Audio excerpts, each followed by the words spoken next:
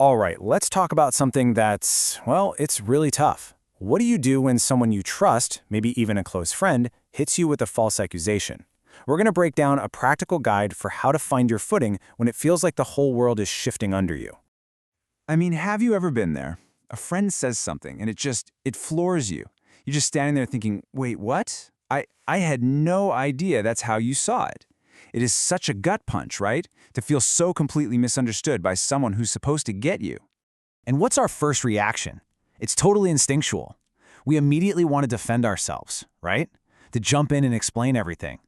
But then comes the quiet part. That little voice that whispers, wait, what if they're right? And hey, if you felt that, you're not alone. That's a completely normal response. But what if there's another way? A framework for building up this resilience before the storm even rolls in. We're going to dive into a really powerful case study, the story of Jesus in the Garden of Gethsemane. And look, this isn't about getting bogged down in theology. This is about a practical, real-world strategy for standing strong under incredible pressure. So let's just paint the picture here. Before any of the bad stuff happened, before the accusations, the betrayal, all of it, Jesus takes his closest friends to a quiet garden. And this is the part you really got to grab onto. The preparation happened first. It happened in a quiet place, totally separate from the conflict. That is the key. And in that garden, he prayed. And if you look closely at the prayer itself, it's actually this incredible three-step process. First, he's totally honest about how he feels. Then, there's this deliberate pivot, a conscious choice to align with a higher purpose. And finally, he doesn't just say it once. He repeats it, really locking in that decision. Yeah, that repetition, doing it 3 times, that's a big deal. In this context, the number 3 really signifies completion, like it's done, it's sealed. So this wasn't just some casual, off-the-cuff prayer. No, this was a deliberate, intentional act to get into total alignment, to fully submit his own will to a greater one. And this, right here, is the absolute heart of the strategy. That act of aligning your own desires with a higher purpose, that's what unlocks the kind of strength you need to get through what's coming. It's the bedrock, the foundation that lets you stand firm when everything and everyone is trying to push you over. So, what do we even mean by complete submission? Well, it's about intentionally lining up your own will with God's will. When you do that, you build this inner foundation that is so solid, outside attacks they can't shake it. That's where you find the resilience to face down major opposition and not completely fall apart. And this brings us right back to the beginning, right to that friend's accusation.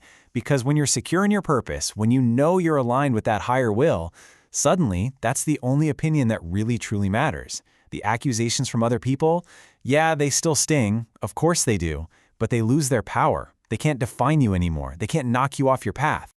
This kind of prep work leads to a totally different kind of response. And honestly, it goes against every single one of our natural instincts. I'm talking about the strength to just be silent when you're being lied about. I mean, think about the difference. Our gut reaction is to defend, to argue, to text our other friends and gather support, right? But this model, it's the complete opposite. He just confirms the one thing that is true, and then he takes the rest in silence. Why? Because he's laser-focused on the mission. Nothing else matters. And here's the bottom line. The mission matters more than the moment. Getting bogged down in winning an argument, defending your pride, it's all just a distraction. The real victory is staying on the path you're meant to be on. Okay, so how do we actually do this? How do we take this incredible case study and make it work in our own lives when we're the ones feeling betrayed or misunderstood? The answer is pretty simple. Even if it isn't always easy, you've got to find your own garden. And your garden? Well, that's just the time and space you carve out to intentionally connect. It's about building a consistent practice of prayer and getting aligned. This isn't a quick fix you do when things go wrong. No, it's about developing a relationship day in and day out that builds up that resilience before you ever need it. It's about really understanding deep down that God is your defender and you're not in this fight by yourself. Which brings us to this really powerful idea. We always think that winning means winning the argument, right? Proving the other person wrong. But the real victory, the one that actually lasts, it doesn't happen in that heated moment of confrontation. It happens way before that.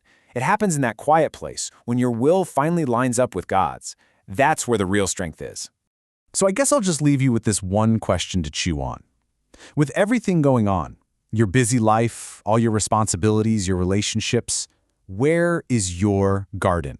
Where is that quiet place you can go to build the strength you're going to need for the storms that are inevitably coming?